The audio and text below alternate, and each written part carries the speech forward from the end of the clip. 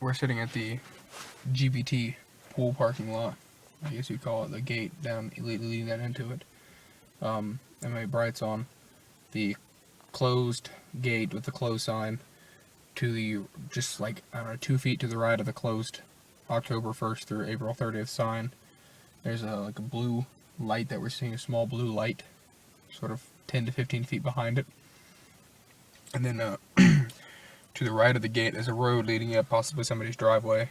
There's a, in their little front yard field area, probably 100 feet, if that, into it we can see, or I can see, what looks like two small, like, silverish blue eyes glistening every now and then. I only see it, like, when I'm not looking for it. Whenever I'm looking somewhere else, I can see it.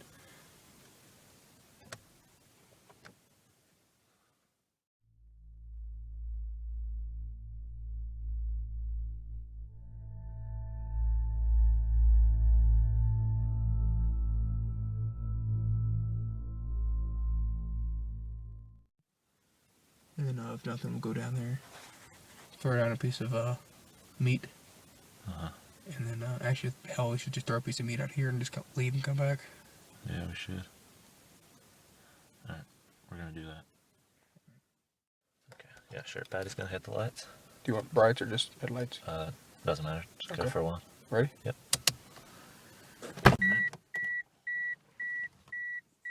You're good. Can you record it? Yeah, I got it. Just set it, like, in the main road, right in front of the gate.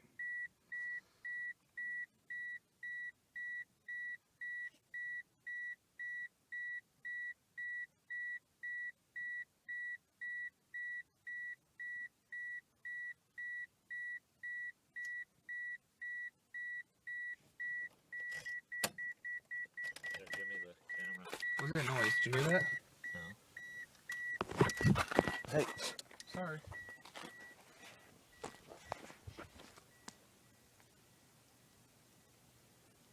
Come back in here.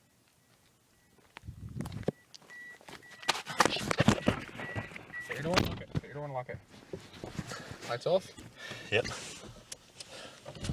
Did you hear that when I was...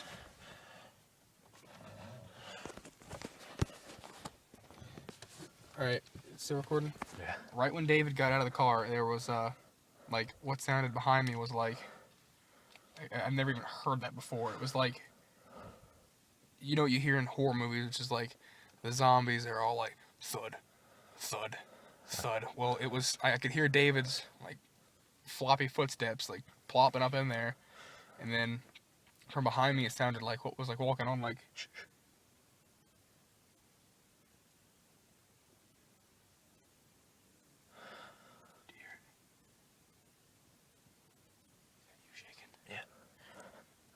Okay, continue. So we gotta Alright, I have my window down just a little bit so that we can hear a little better. But yeah, like what sounded like hell, like right beside my car door. I was expecting something to walk up in here and get in my car with me.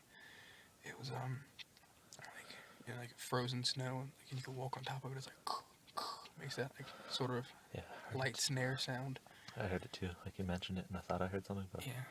And I thought it was just ignored it. David walking up there, crumpling the paper or crumpling the aluminum foil, and realized that whenever he was up there, he had an aluminum foil in his hand and it wasn't crumpled, and he just set the piece of meat down.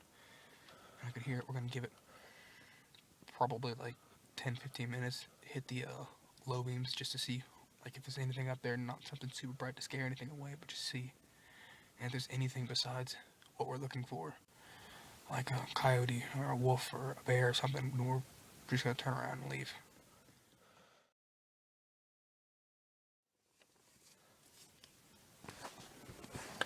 And it's been about 15 minutes since 10 to 15 minutes since we put the meat down out there.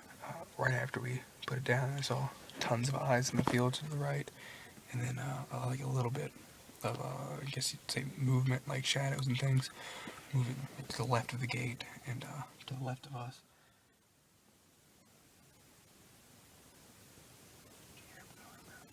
Yeah. Footsteps. No. You don't hear the footsteps? I don't know.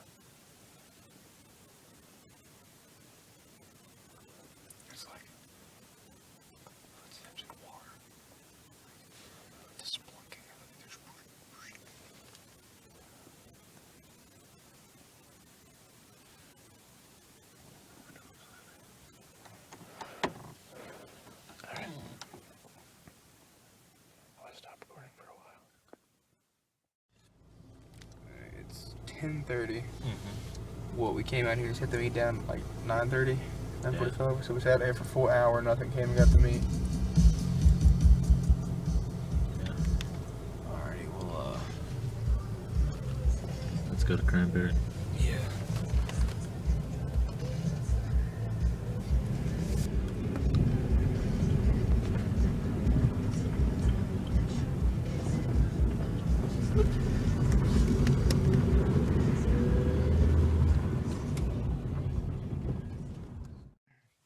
Okay, so me and Patty, we've been driving for about an hour and a half now. Not sure what time it is, but we got to the area we wanted to. We were coming to the Cranberry Wilderness area.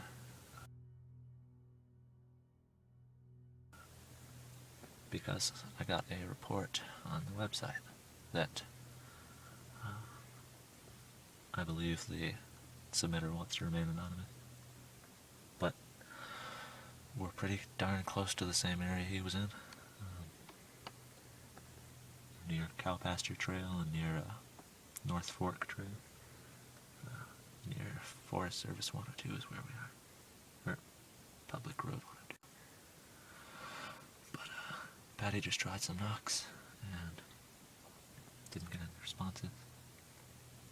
But looks like there's some footsteps, some footprints on the side, really. The side of our car here. They look pretty big, actually. So we're gonna get out, check that out. Try to keep just these red lights on, and maybe the headlights at the most. But we're gonna do some calls. In the report, the guy said that he heard, it was May he heard what sounded like 3 distinct primate calls, whoops. And then in October he heard one long, drawn-out call. So yeah, I'm gonna try to mimic those. Maybe start out with the whoops or some wood knocks, and then go from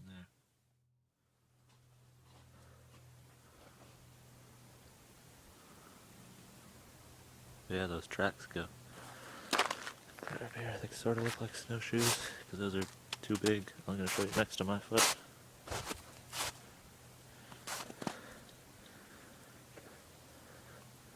That's comparing my foot to the size of the footprint next to it.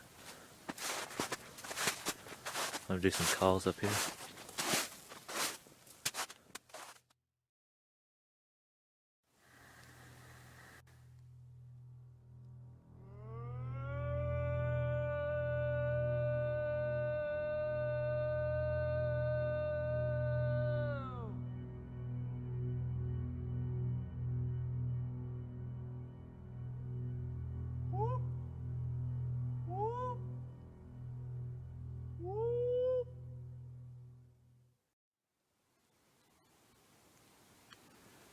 Do you hear talking behind us? Mag light. No, holy shit, that fog's gotten so heavy. Let's get back in the car.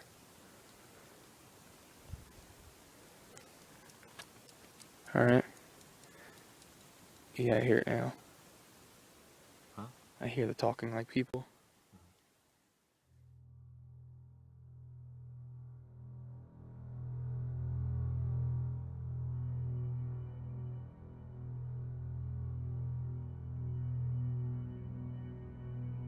We are in Watoga State Park, back one of the Appalachian Trail roads.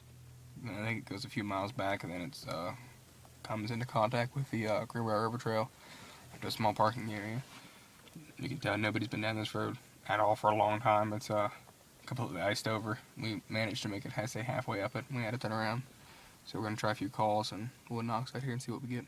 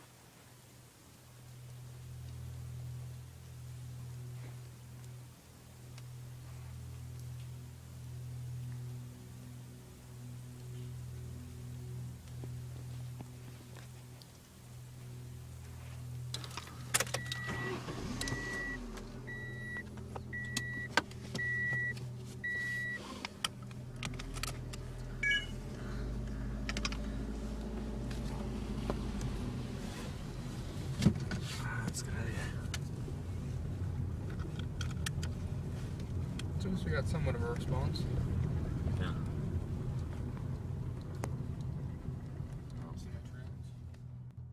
We just did some calls up that road.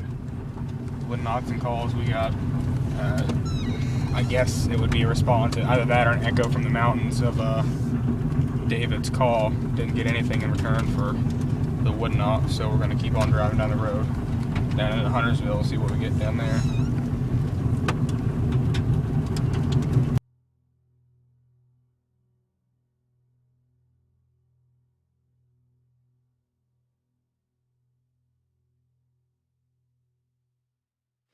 We're walking up to the NRAO pool. We're gonna sit on top of the roof for a little bit, sit up there for safe measures just in case some other animal besides what we're looking for out here, and to sort of keep us from getting caught unexpected. And I'll do some calls, and then I'm gonna wait 3 or 4 hours and then head back to the car, and if nothing, go home.